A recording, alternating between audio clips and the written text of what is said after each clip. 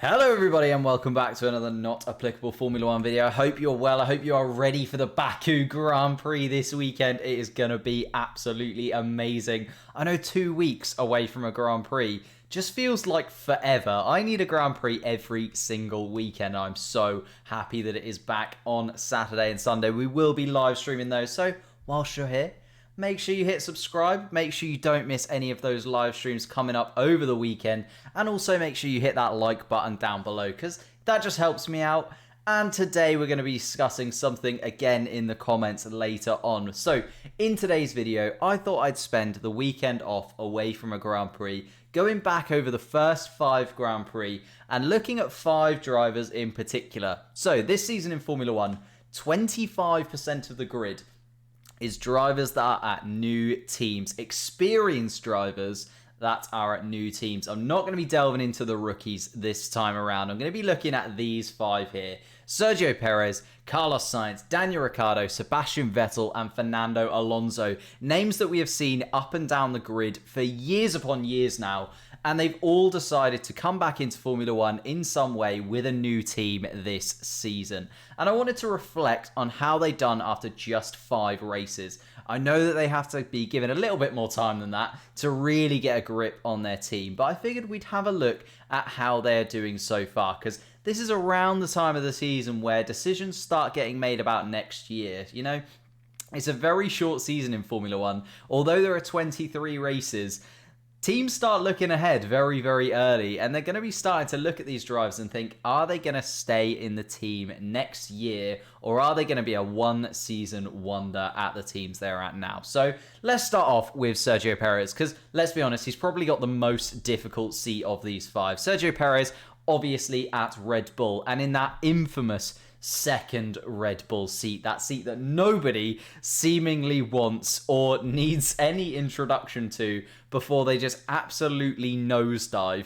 And I think it's a little bit different for Sergio Perez, obviously because he's got a lot more experience than Albon and Gasly who preceded them. He is a little bit older than some of the drivers on the grid. Obviously, all 5 of these drivers are actually quite experienced drivers. He's managed to get 10 podiums and 750 points. I was very, very impressed with, especially considering, you know, he was in a middling team for a very, very long time, whether that be Force India, then Racing Point. You know, they were never going to be battling for titles. They were always that middle of the pack team. And 750 points is a pretty good return for him over the course of his career. Obviously, looking at this season, though, in terms of his 5 races so far, so in Bahrain, he qualified 11th, and people were skeptical of that 11th place, but obviously it was his first race in a new car. And actually, he ended up starting from the pit lane. And to go from the pit lane to finishing 5th in your first drive for Red Bull, something that Alex Albon has done very similar to, but is still an incredible, incredible feat. He's done amazingly well there, Perez, to get that result in Bahrain for the team. I think it's from there that people have started to feel a little bit 50-50 about Perez's results. He had an amazing Bahrain and then a very iffy Imola. You can see there he qualified 2nd, and Perez has never been known for his qualifying pace. We were a little bit shocked that he was on the front row of the grid, I think, and he probably should have been in pole. He had a few attempts that he said he could have got out of the car there at Imola, but it just didn't go his way. It was one of those where you're in a brand new car and suddenly the heavens open, the rain starts pouring down, and you just have no idea what you've got going on. You don't know how the car is going to handle in these conditions, and it just all went wrong for him. Since the start line, basically, it just all went wrong. He ended up in 11th, out of the points, and then people were sort of like 2 races in, very 50-50. But since then, he has been so incredibly consistent. And I think the only reason why people still have sort of question marks is just because he hasn't been able to get that podium. If we actually look at how he's been doing in terms of the Drivers' Championship, you can see here that he has been in 5th place. So he's just behind Bottas. We know that Bottas has had 2 races that he hasn't finished, though. So again, it's one of those, like, how close can you put him to Bottas? 3 points behind Bottas, but Bottas hasn't finished 2 of those 5 races. So again, you're maybe looking for a little bit more from Perez. As long as he can stay in front of Leclerc for the entire season, I think he's going to be doing pretty well. You know, Leclerc's been at Ferrari for a very long time, and he's going to want consistent points. And I think if Perez can, really consolidate himself, maybe get up there, fight with Bottas, and if he can even get above Bottas, I think he'll have an absolutely incredible season. I don't think at the beginning of the season many of people would have Sergio Perez above Valtteri Bottas in the World Drivers' Championship. And, it's looking that way. And honestly, this weekend, obviously I don't want to give away too many of my predictions because we do go through those as a team on stream. But I do think he's going to do incredibly well this weekend in Baku. Let's move on slightly. Let's look at Carlos Sainz then. So actually the youngest of these drivers, 94 he was born, only the 3 podiums and 410 points. Again, hasn't really had an opportunity at a really big team as of yet. And he's been doing really good at Ferrari. He's only 2 points behind Charles Leclerc with 38 points. An 8th place start and an 8th place finish in Bahrain. Fair enough, was getting used to the new car again. Bahrain's one of those tracks where sometimes it goes for you, sometimes it doesn't.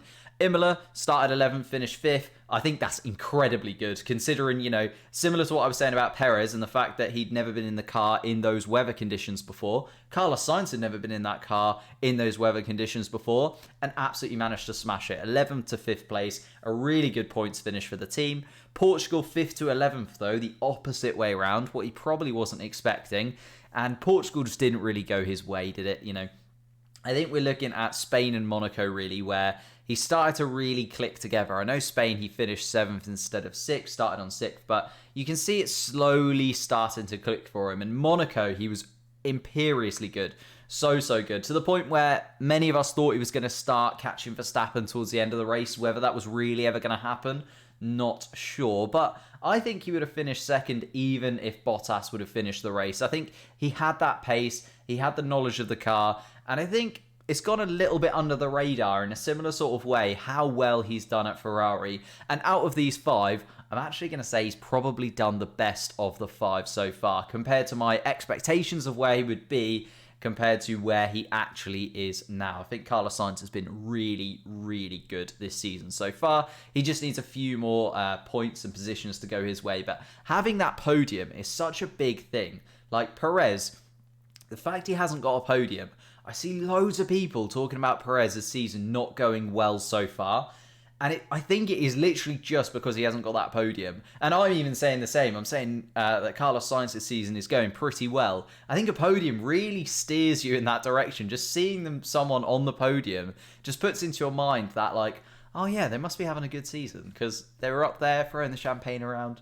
They've got to be having a good time. So getting another podium this season, I think would just consolidate that as a really good finish for Ferrari. Again, if he can get anywhere near Leclerc, at the minute he's 2 points behind, but Leclerc obviously missed the Monaco Grand Prix. If he can get anywhere near Leclerc, I think he's having an absolutely incredible season in Ferrari. Let's move on to Daniel Ricciardo, and probably the one where people are most sort of disappointed about where he is. Podium sitter 31 times, 1,183 points. Obviously, he's at McLaren now. He was at Red Bull, so he's got experience of being at a team who were, at the time, at least looking like they could challenge for titles, at least looking like they were one of those, big 3 at the front of the grid. And in and amongst the Mercedes and the Ferraris at the time, it was a big shock when he left Red Bull. And I don't think he's really had that opportunity since to stamp his authority on a team, and he still hasn't done that at McLaren. But actually, I was looking at it, and when you see these race finishes, you can kind of understand why people are a little bit disappointed, especially compared to Lando Norris and how quick Lando Norris has been this season. But a 6th to 7th, a 6th to 6th, a 16th to 9th, so finishing in the points for all 4 of his first 4 races. And then Monaco, obviously starting 12th, finishing 12th. It is one of those tracks where you can't overtake. Yes, there are a few people in front of him that didn't make it to the end of the race. You'd expect him to have maybe got 10th. But he just didn't look comfortable in the car. And Monaco is one of those tracks where if you're not comfortable in the car, you absolutely should not go for it because you'll be in a wall before you know it. But 24 points. And I was thinking about Daniel Ricciardo and I was like, I'm really disappointed at how poor he's been this season so far. But I think that's just because everyone, quite rightly so, is comparing to Norris. Where actually, if we look at it here and we look at the standings, he's in 8th place. which I don't think is too bad, because you're assuming that the two Mercedes are in front of him. You're assuming that the two Red Bulls are in front of him. You're going to assume that maybe one or two of the Ferraris is in front of him. You know, 8th place is probably the best place he could be in so far this season. If he was in 7th or 6th, again, like, I don't think people would be really shocked by that. I think he's about where he should be in terms of the Drivers' Championship. I think it's just those results, and he's not really done anything massive. You know, there's no top 5 finishes in there yet. 6th place is just that weird no man's land where you just don't quite get the recognition for finishing 6th place, whereas if you finish 4th or 5th, you really get a little bit of that finish. And especially because Lando Norris, you know, is getting podium after podium, it seems, at the moment. He's just gone a little bit by the wayside, but I really don't think he's been as bad as people are saying. I think this is the one I'd love to know your opinion of in the comments down below. Daniel Ricciardo, is he having a good season, a bad season? Is he about where he should be? What were you expecting from him at McLaren? And what are you expecting him by the end of the season? Like, if he finishes 8th place in the World Drivers' Championship, I think that's maybe about right. You know, 2 Mercedes, 2 Red Bulls, 2 Ferraris, Lando Norris, and then him. It's not too bad. You know, he's best of the rest in that midfield, apart from Norris, who's his teammate. He's been there for a long time. I'd love to see some inter-team battling between them. And, you know, he's at half the points Norris is now. It's going to be very close. It's going to be very, very close. Let's quickly go through these other two then. Sebastian Vettel. I don't think I really need to say much about the two coming up, to be honest, because they are incredible, incredible drivers. Sebastian Vettel is a 4-time world champion, 121 podiums, over 3,000 points. You know, he's an experienced veteran, effectively now, when it comes to the Formula One scene. And in the Aston Martin, it's been a sticky start to the season, followed up by a Monaco Grand Prix that was absolutely sensational. He got everything right in Monaco. He got those 10 points. It puts him above his teammates, puts him in 11th place in the Constructors' Championship, above his teammate, above the likes of Alonso, Tsunoda, Giovinazzi. You know, he's in and amongst those midfield teams. It puts him only 2 points behind Ocon, and people are going electric about Ocon having an amazing season. And you know, in one race, Sebastian Vettel's managed to put himself back in contention with those midfield drivers. It's been a poor start. I had questions after Bahrain, Imola, Portugal. I'm not going to lie to you. I was watching the Spain Grand Prix. I didn't really see anything from him, and I was concerned. I was worried that the Sebastian Vettel of old was not quite there anymore. But to be honest with you, I think the Aston Martin car is a lot slower than people were expecting. After 5 races, the Aston Martin car just looks nowhere near the top 4. It looks nowhere near the McLarens or the Ferraris. It looks like it's in that next tier of team, and I don't think it's going to get anywhere near those top 4 drivers. So 10 points from 5 races, even though it's only come from 1 race, I think Sebastian Vettel's done okay. Lots of questions about him into next year. I think he'll be absolutely fine. I think he's perfectly safe at Aston Martin. He's found himself a nice home there. I think they will want to keep him on as almost like an engineer from within the car, because he's absolutely amazing. I love Sebastian Vettel. I was talking in the comments with someone the other day about if you could just see him get one more win. Like, imagine him, you know, after that win, doing donuts in the Aston Martin. It would be amazing to see. Leave a like if you would love to see Sebastian Vettel win just one more race, just to reminisce one more time about him at the top of the podium. Would just be sensational. And finally then, Fernando Alonso, again, another world champion. Do I need to really go through his accolades? 97 podiums and 1,900 points over the course of his career. He's been picked up by Alpine. In a similar vein to Vettel, I think he's mainly there as a bit of an engineer from within the car. He's said himself so far, and looking at his stats, he said he's struggling with the car, especially compared to Ocon. He was talking about how Ocon has been really, really good in the car so far. And you can see that only those 2 points finishes. He was very unlucky in Bahrain. You know, he did look slow in Bahrain, but he should have finished the race at least. It wasn't his fault that there was something, you know, what was it, a sandwich wrapper or something in his rear left tyre. That is not his fault in any way whatsoever. Imola got his first points. Portugal followed that up with another points finish. I think if he could have got maybe another point or so in Monaco, it'd put him a little bit closer to Ocon. Ocon on 12 points. So again, if we look at the drivers' standings, Ocon there in 10th place, then Vettel and Stroll before you get to Alonso. But it's quite tight in there. It's going to be very tight between those teams in terms of points. If Alonso, goes out, finishes 8th place next time out, and those Aston Martins don't get any points, we're suddenly looking at that as being a lot tighter a race than it is now. And I think Alonso can definitely do that. In a similar vein to Vettel, though, I think he's there for that experienced head. There's lots of changes coming to Formula One. I think he will stay at Alpine next year as, again, a bit of an engineer, a bit of a sort of solid shoulders to put questions to. If Ocon's got any worries about the car, if the team has got any worries about the car, I think he is the man to go to. He's so incredibly experienced and such an amazing driver. Again, I'd love to see him maybe just get one more podium.